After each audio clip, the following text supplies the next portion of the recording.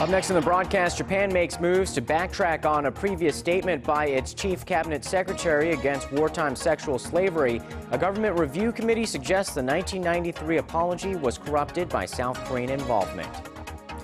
South Korea hints that it will move to liberalize its rice market sooner rather than later, which may give the nation more leverage when negotiating free trade deals. And the United States will get involved in Iraq, but not on the front lines. 300 U.S. military experts will assist the Iraqi government to fight off the recent surge of Sunni militants. Primetime News begins now.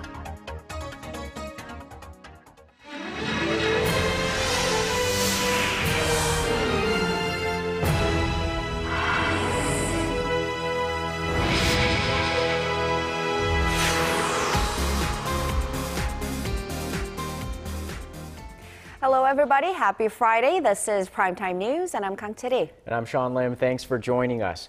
We begin with a sensitive nerve in Korea-Japan relations surrounding Tokyo's use of wartime sexual slavery. While many are still awaiting an official government apology, Japan may be backtracking on a quasi-statement made back in 1993. Korea, of course, lashed out against Japan's re-examination, which claims Seoul played a part in making the Kono statement. Seoul says the statement is based on Japan's own investigations. Hwang Sung-hee reports. South Korea's foreign ministry slammed Japan on Friday after the results of Tokyo's review of its landmark apology to the so-called comfort women. It's regrettable Japan ignored Seoul's calls that a review of the Kono statement would be meaningless and unnecessary when it already said it would uphold that statement. But it went ahead with the re-examination. The Kono statement was issued back in 1993 by then Chief Cabinet Secretary Geunhye Kono and acknowledged for the first time the forced sexual enslavement of some 200,000 women by the Japanese military during the Second World War. In February, the Japanese government began re-examining how the statement was put together.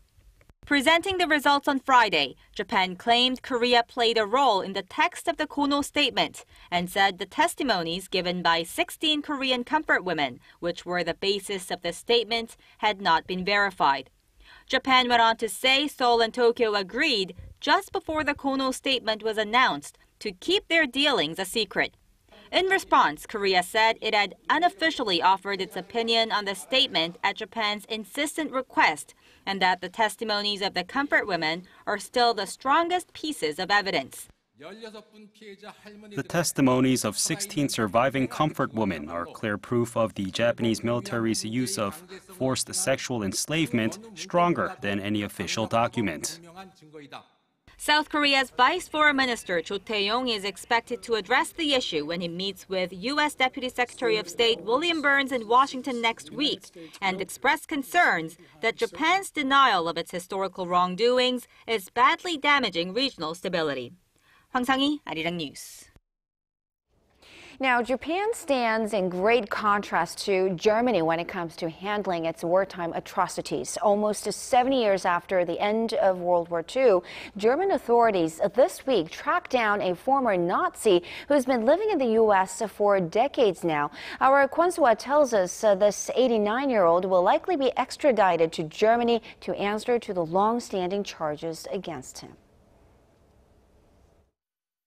Nearly 70 years have passed since the Second World War ended. 89-year-old Johann Breyer was 17 when he joined the Nazi military as a guard and for the past 6 decades has been living in the United States.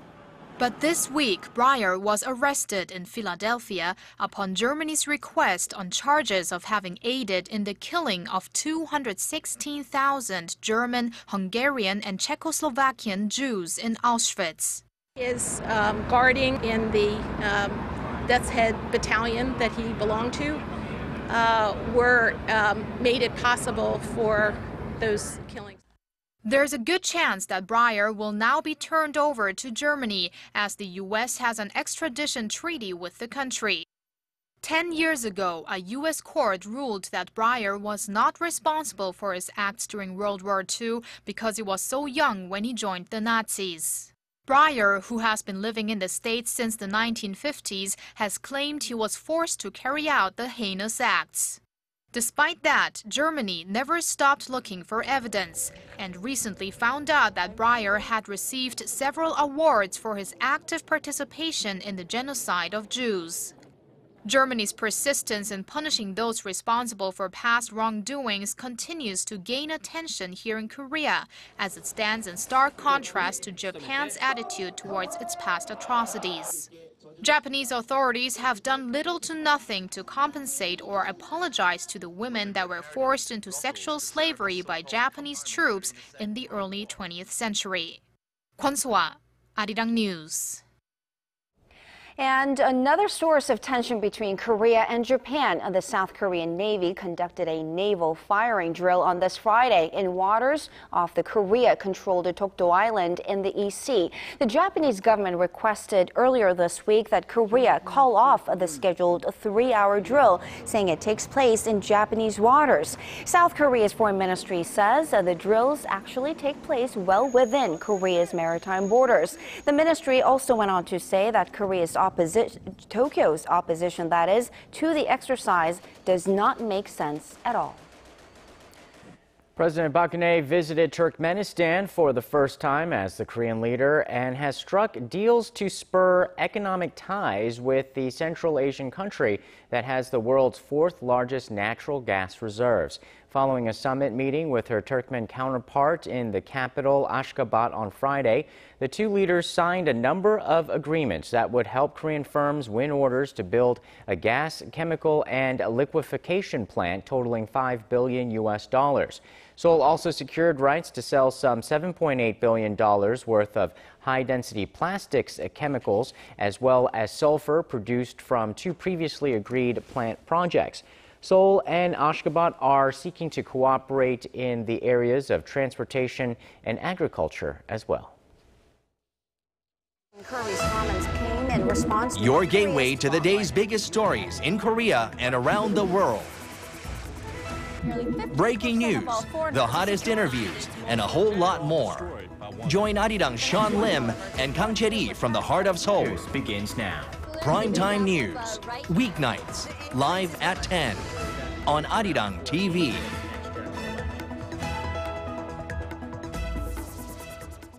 Cheap produce pouring into the Korean market has always been a concern for the country's free trade negotiators, as it could jeopardize the livelihoods of local farmers here in Korea. But after tapping hard on a calculator, the government is hinting at a different outlook for the country's rice market. Hwang Ji tells us more. Rice, Korea's staple food, holds symbolic meaning when it comes to free trade agreements, not just because local farmers would take a hit with massive flows of cheap foreign rice, but because it's directly connected to the nation's food security. And that's why Korea, under 1993 agreement with the World Trade Organization, agreed to gradually raise its rice import quota, expected to reach over 400,000 tons this year, in exchange for delaying the opening of its rice market. But the government on Friday seemed to have changed its mind, saying it's moving toward liberalizing its rice market. Officials from Trade and Agriculture Ministry said that the cost of postponing rice market liberalization and raising the import quota to an even higher level is just too big, especially when rice consumption continues to drop in the nation. In 2012, Korea spent some $290 million to import around 360,000 tons of rice under its import quota. While the nation's rice market will inevitably open up, experts still say that measures to protect the nation's rice production is critical. Demand for domestically produced rice will exist, just like beef, so measures like setting up high-end marketing strategies for Korean rice will be needed to protect the local markets and farmers. Experts add that rice market liberalization could also create a leeway for other free trade negotiations, which are important for a country that's heavily dependent on exports. But facing strong opposition from local farmers in parliament, a final decision on opening the country's rice market remains a tough task. An official announcement is expected to come around next week. Hwang Ji, Arirang News. Singer Psy has another hit on his hands. His latest song, Hangover, of course, has made it to 26th on the Billboard Hot 100 list, boosted by the tens of millions of views its video has racked up since being released only 2 weeks ago. The Billboard honor holds a special meaning as it makes Psy the very first Asian entertainer to crack the top 30 with 3 different songs. Gangnam Style and Gentleman also earned that distinction. Now, the world star spoke out about this ranking on Twitter, thanking his fans right there. A green dinosaur with huge innocent eyes and magical powers is Korea's favorite animation character, according to a joint survey conducted by 3 local cartoon networks. It's Dooley the Little Dinosaur, whose staying power dates back a generation. Dooley debuted in comics in 1983, the brainchild of one of Korea's top cartoonists, Kim Soo-jung, and was turned into a television animation series 4 years later. Perhaps surprisingly, the character known as the children's president here in Korea, Pororo, the little penguin, came in second in the survey, followed by Transformation Car, Tobot, and Larva. Korean women these days may be changing their views on marriage. According to a survey by the Seoul Metropolitan Government, 4 out of 10 women in Seoul say they consider marriage an option and not a requirement. This compares sharply to the 28% of men who view marriage as optional. The survey also shows that women in Seoul are getting married later as well. The average age at which women get married coming in at 30.4 years last year. It's up almost 5 years from 20 years ago. Nearly half of Seoul women aged between 25 and 39 were single as of 2010, which is up from about 20% in 1995.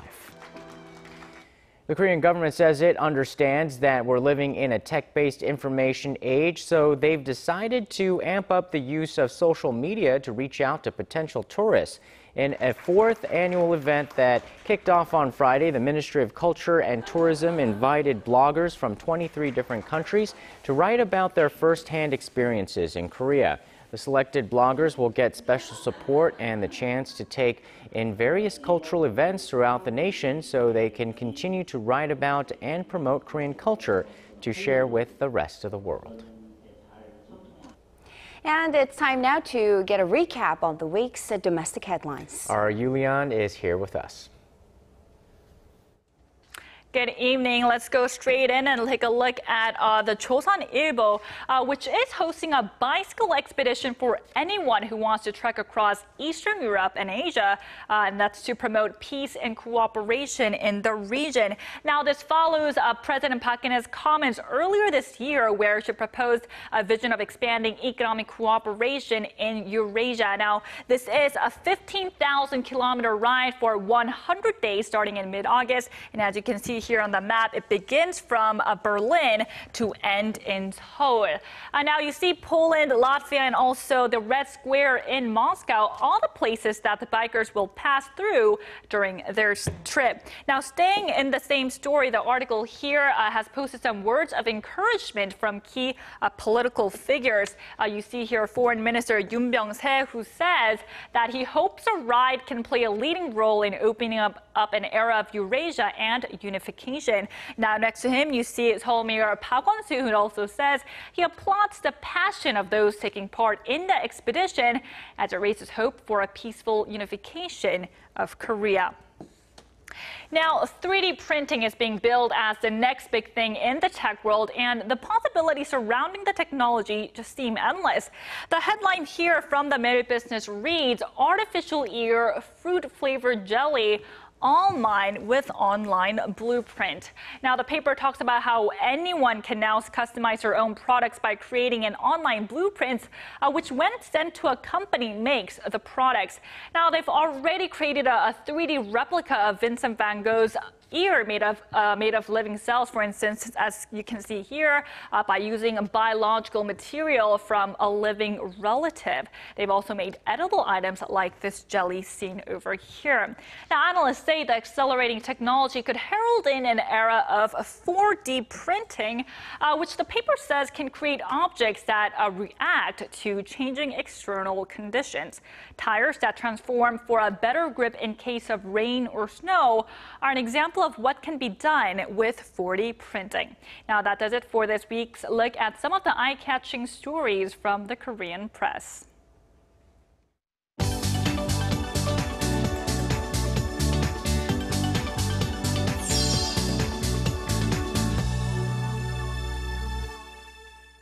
The U.S. says it's sending 300 military advisors to help the Iraqi government in their fight against the Sunni militants. With more on that, we turn to Paul Yee at the news center. Paul, the Iraqi army is said to be struggling as it tries to beat back this insurgency.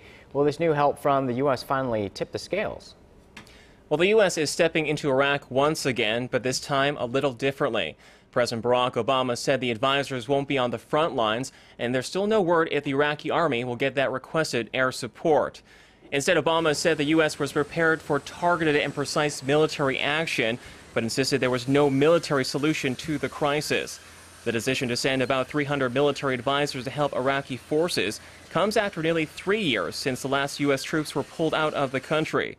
Speaking at the White House Thursday, Obama made it very clear that there would be no combat. National security. American forces will not be returning to combat in Iraq, but we will help Iraqis as they take the fight to terrorists who threaten the Iraqi people, the region. The insurgents led by the Islamic State of Iraq and the Levant, also known as ISIS, are now in control of many of Iraq's northern cities. ISIS, now eyeing Baghdad, is said to pose the greatest threat to Iraq's security since a U.S.-led invasion back in 2003. And turning now to Europe, Chinese Premier Li Keqiang has arrived in Greece in his first official visit to the country since taking office last year. Premier Li says he hopes to deepen mutual political trust, expand bilateral cooperation in a wide range of areas, and promote cultural exchanges between the two countries. Upon his arrival on Thursday, Li was greeted by Greek Prime Minister Antonis Samaras at a welcoming ceremony. During his 3-day visit, Li is scheduled to meet with top Greek leaders, including President Carlos Papoulias. On the economic front, the two countries are expected to sign more than 20 cooperation agreements and business contracts in fields such as trade, investments, shipping, and technology. Greece is the final leg of Li's two-nation European trip. He visited Britain earlier this week, where he witnessed the signing of cooperative deals worth over $30 billion. And finally, the U.S. Centers for Disease Control and Prevention says scientists at a research facility in Atlanta, Georgia, may have been exposed to live anthrax due to a lack of safety measures. The CDC said on Thursday that as many as 75 personnel may have been in direct contact with the deadly bacteria. But they did reassure there was no danger to the general public. But the eventual exposure occurred last Friday after researchers working in a high-level biosecurity laboratory failed to inactivate samples of the live anthrax before transferring them to another lab. The CDC says employees have not shown symptoms, but cases of illnesses have been documented some 60 days after exposure. The 75 scientists are now undergoing intense antibiotic treatments while the CDC conducts a full investigation into the incident. And that wraps up our look at international stories making headlines around the world. I'll see you back here next week.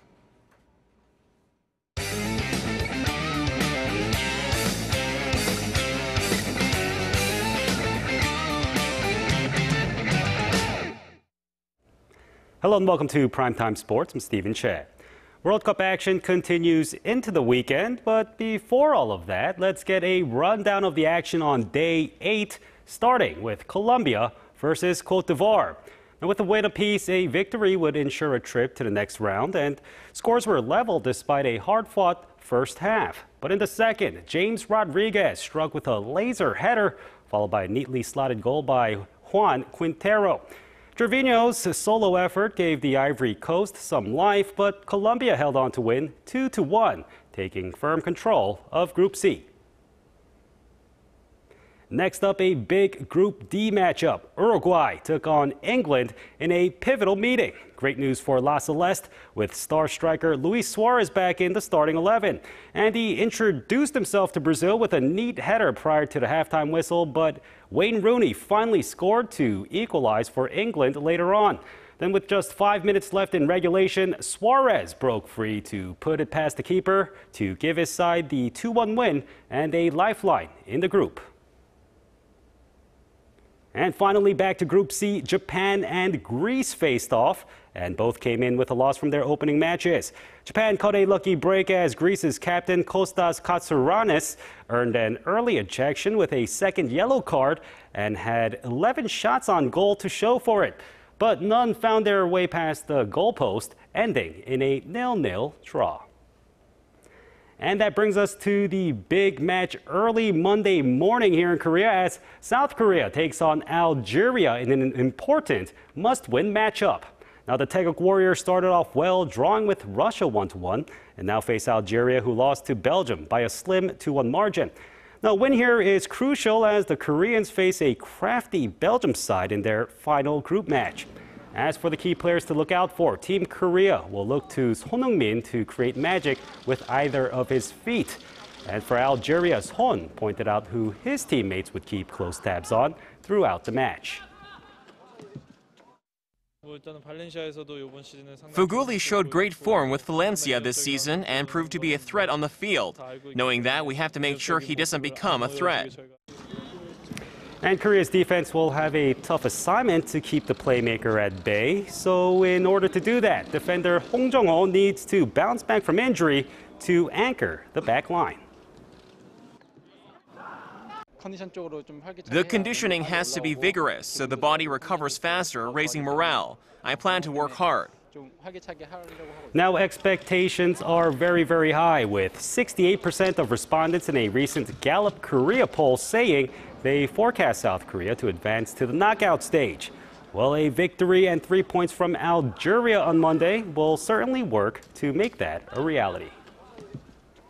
And with the match time at 4 a.m. on that day, it's hard to imagine having chicken and beer so early in the morning. And because of that, the combination, called chimek in Korean, is losing steam this World Cup to other, more convenient food choices. Kim Hyun-bin has more.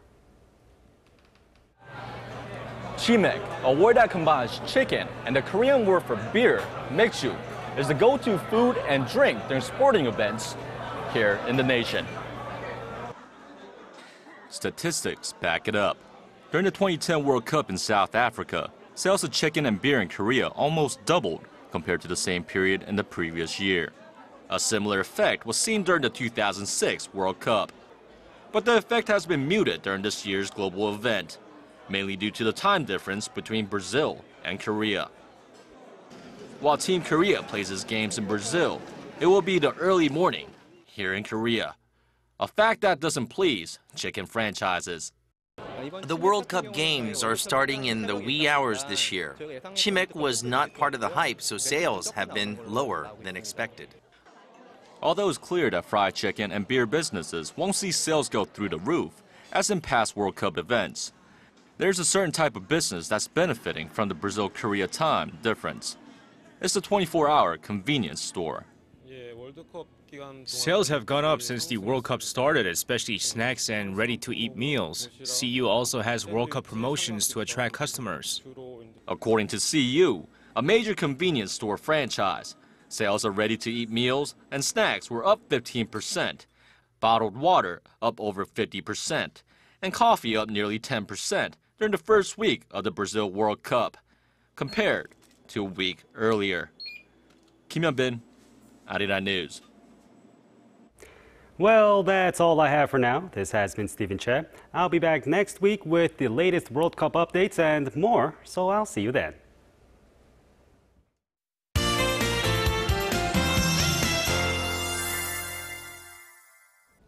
This weekend doesn't look so good for outdoor activities as more rainfall is in store. And our Kim Bo-kyung is here with us. Bo-kyung, we're all actually going out tonight for a team dinner and have some chimek ourselves. So we're going to need an umbrella, though.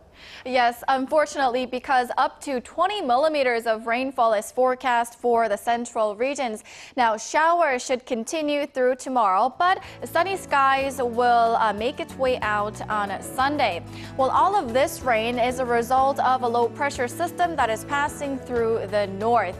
Unlike Korea, weather over in Brazil looks to be sunny with daytime highs that are hitting the low to mid-20s. Back here in the country, monsoonal fronts should hit Jeju by tomorrow evening, leading to late night showers there, dropping between 5 to 20 millimeters. Otherwise, us here in the central regions can expect monsoons next month.